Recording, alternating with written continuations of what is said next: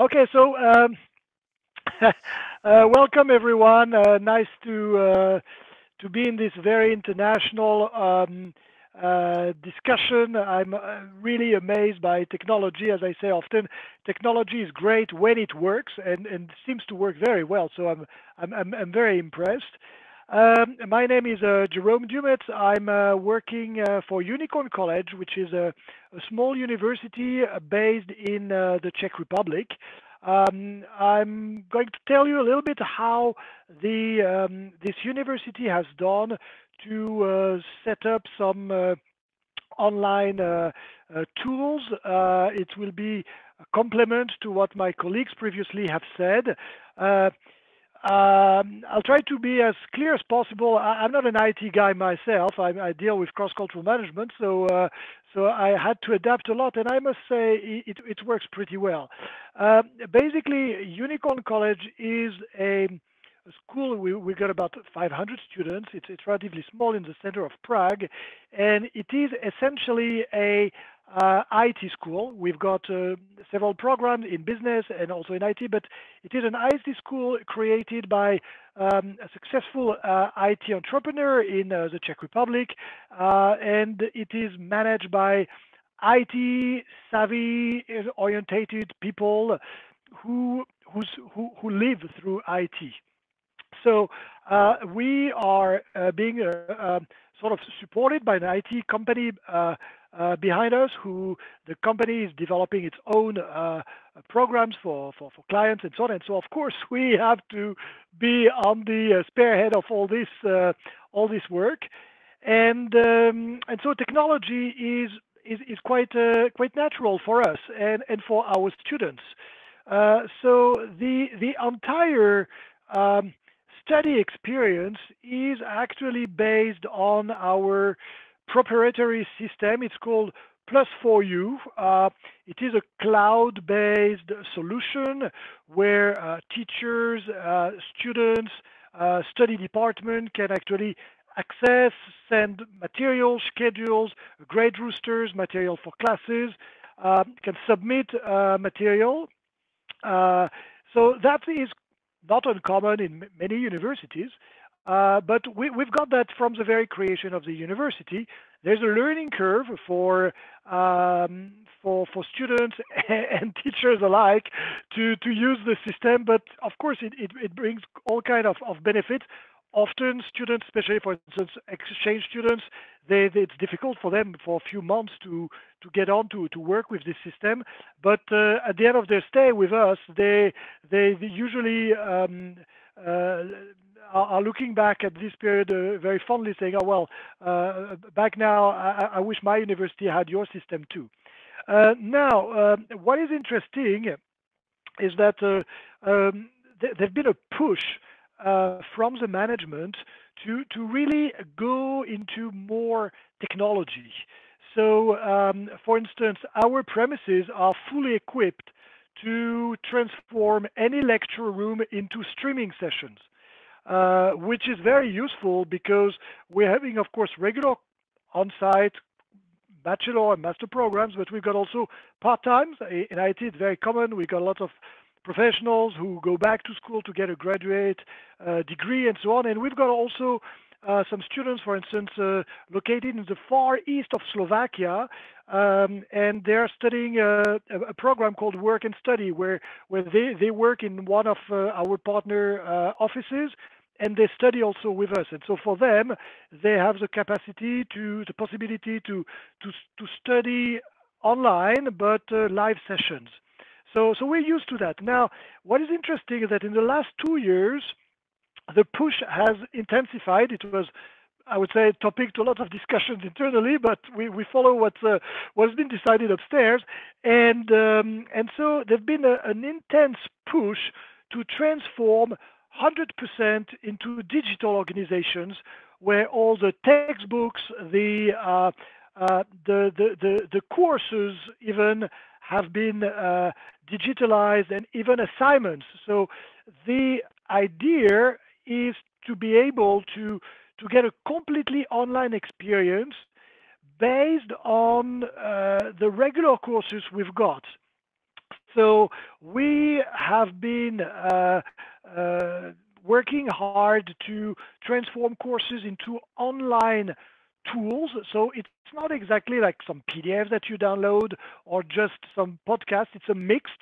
So you need to connect on the system. You create an account, and then you've got access to some courses. So here I illustrate macroeconomics, micro statistics, and so on. It's a lot of courses, and in parallel, we are using some other work. So, of course, when the crisis came, the school was very quick to react. We had a class 3 weeks ago on Tuesday and Wednesday. They closed the university, and in a couple of days, we were able to entirely switch to online, and practically no courses has been cancelled, postponed, or whatever. We are using Microsoft Teams, which is integrated with our software platform with Plus for You. So, for instance, in MS Teams, if you want to have access to the course description, you switch to our system. It works in a very uh, smooth manner, and also the MS Teams is part of the Microsoft 365 that all our students receive. They get a license. That's part of their benefits of being a student with us. So all our students easily switch to MS Teams. Uh, Now, this was, I would say, a vindication to the approach that was made. Now, the strategy is a little bit different. We're using the experience right now to to test it in a way, and also because, well, it's a perfect solution for the problem. What we are trying to do is to apply for full accreditation for online course in the Czech Republic. As far as I know, no one's got that yet. So we're working on that, and so the idea is to create a program where students will get on-demand content, where they will be able to sign up for courses, and in the courses they will be able to follow. Each course will be structured differently because, of course, it's not the same to teach programming or to teach macroeconomics or to teach management and so on. But depending on what the teachers have been working on, there will be podcasts, or they are actually, but the idea is to create an entire program like that, where you get podcast online textbooks.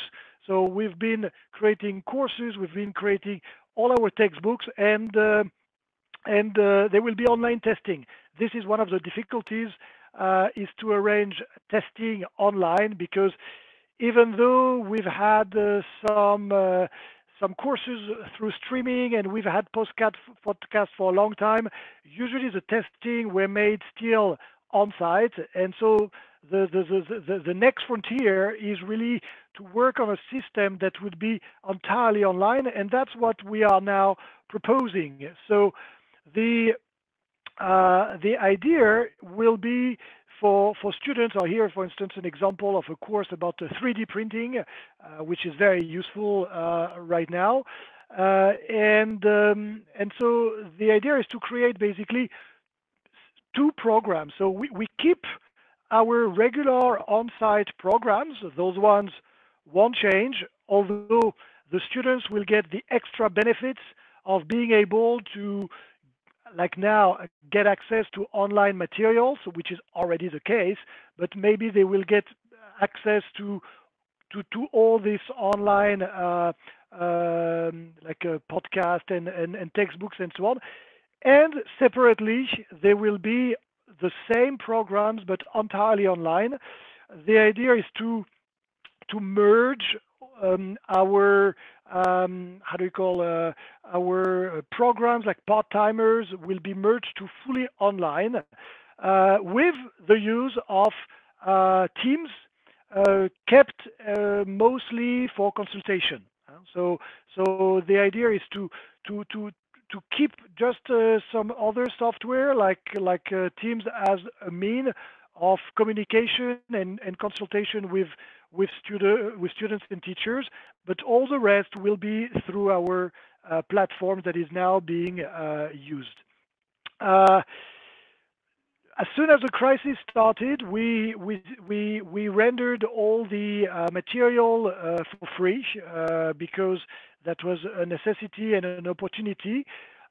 We've got several platforms where we're offering different types of programs. The courses that are more like educational courses on a platform called Red Monster, which were relatively cheap anyway. The idea was to sell them about €2 per course, so it's more like a marketing effort. Actually, we switched to a 1-year free license. We'll see how it will evolve over time, but probably that will be the business system will set up to you pay for 1 year, you got access to the material. You wanted to have access for more, you pay for more. It worked better than we thought. Right now, we've got most of our materials in Czech because that's our primary market, Czech and Slovakia. But we're actively working on the English side. But because we want to keep a very high quality, we're very careful with the translation. We're not just using Google Translate or something. We really work with the teachers to make it absolutely fine. We've had I just asked yesterday to get a bit of feedback, and our regular courses, educational, so something open to high school students and so on, got in a couple of weeks, we got 7,000 downloads, which is quite great. And we've also opened our university courses also for free. You need to sign up. It's very simple actually. And in the last few days, we've had a few hundred of downloads. And again, we're talking of rather tough topics. It goes from management to IT topics and so on.